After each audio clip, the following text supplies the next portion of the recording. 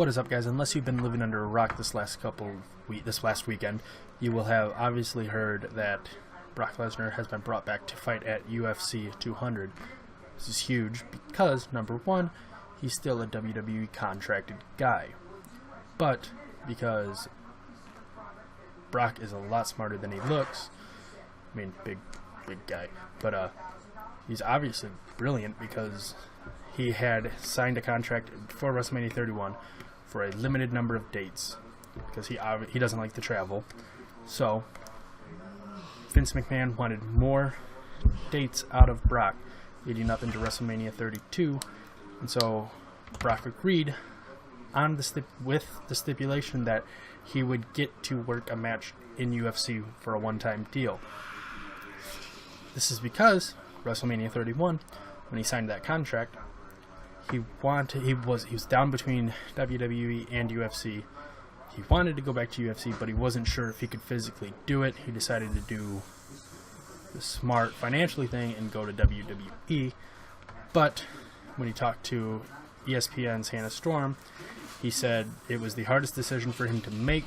This haunted him since he's made it, and he still wants to see if he could actually compete in the UFC in a live combat sport. So he's getting that chance now.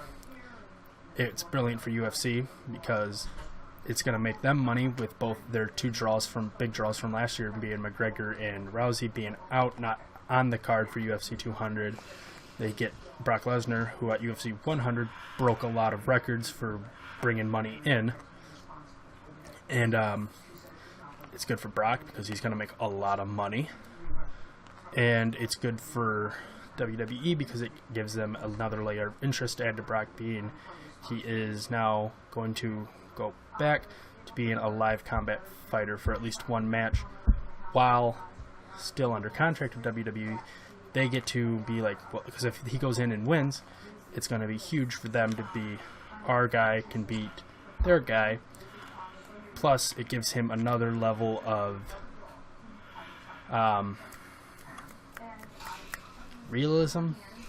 I don't know, because if Brock can go out there and win this match, it'll look good for a pro fake wrestler to beat a guy who's an actual legitimate former kickboxer, a guy who's 12-10-1 with 9 knockout wins in Mark Hunt.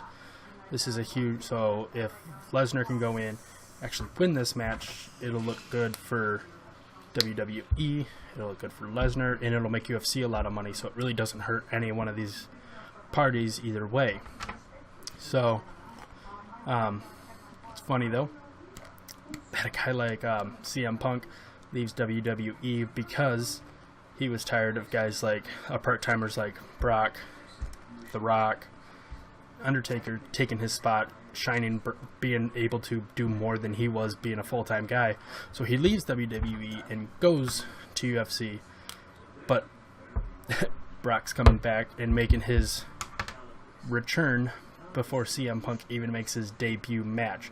A part-time wrestler is coming back to UFC to fight before a guy who's been training for it since WrestleMania 30 gets his shot at making his debut. So it's still kind of funny that a part-timer is still showing him. So, yeah, it'll be at least interesting. Mark Hunt is one of those knockout kind of guys. Lesnar does not take getting punched in the face very well. Hunt can get on him quickly. It's not going to last long. Lesnar needs to get the match on the ground. Let the grappling take over. But it'll at least be interesting. It adds a lot of intrigue to UFC 200, which is what UFC needs right now with Rousey and McGregor out. So, yeah, I probably won't watch it. I'll check it out later in the highlights and if they replay it, but I'm not going to spend $60 on a pay-per-view. So, yeah, so check it out. It'll at least be interesting. So, yeah, I'll see you guys later.